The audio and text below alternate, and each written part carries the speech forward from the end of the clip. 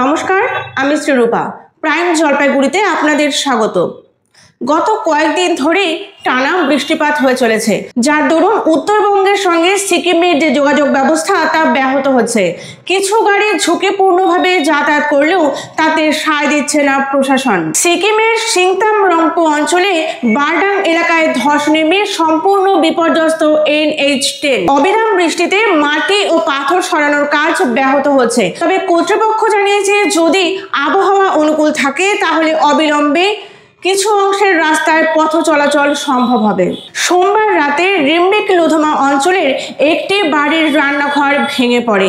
তবে বাড়ির ভেতরে থাকা লোকজনদের সেভাবে ক্ষতি হয়নি, তাদের অন্যত্র আশ্রয় দেওয়া হয়েছে।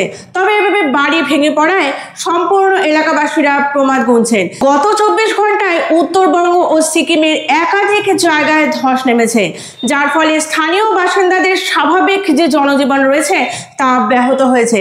আর পর্যটকদের অপ্রয়োজনীয় ভ্রমণ এড়াতে নির্দেশ দিয়েছে কর্তৃপক্ষ।